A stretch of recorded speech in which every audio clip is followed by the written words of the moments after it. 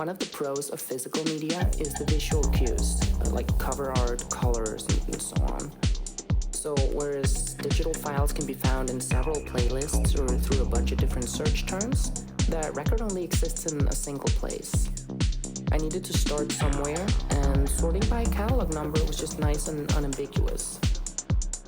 While I had the labels and the Sharpie out, I decided to go all in and jot down all sorts of info, like artists, track titles, BPMs, especially.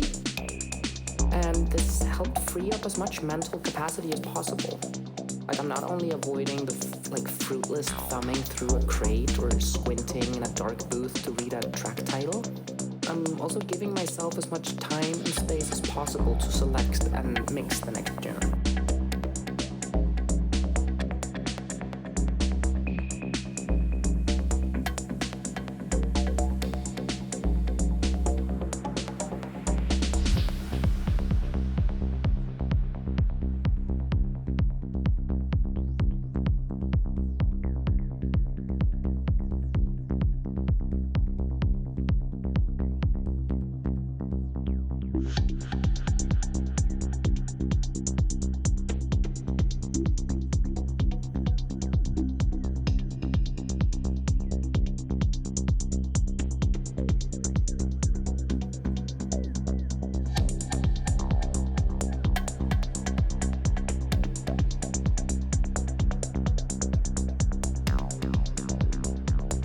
Part of Vinyl Bitch is getting resources. We get record shops to donate vinyl at our club nights and offer discounts on subscriptions to Mixcloud, and we do heavily discounted and sometimes free workshops, and we do free tutorials. But yeah, when we talk about DJing, you have to talk about finances and who has the tendency to have a better financial situation, and these are cis men, and more specifically cis white men, because pay gaps are real. And that's another thing about Vinyl Bitch is when we do our club nights to make sure, we pay everyone, no matter how much it is. The door split evenly between everyone, and it may not be the big bucks, but you're getting compensated for your work, and you can go out and you can buy that vinyl that you wanted or get your nails done. But yeah, teaching to folks that you should be compensated for your work, because I also think that happens in the arts a lot, especially for Flinta folks, is the whole exposure game. And I think when men ask for what they want, they get it. And I think it's harder for Flinta folks, so compensation is a big part. And when I say men, I mean cis men.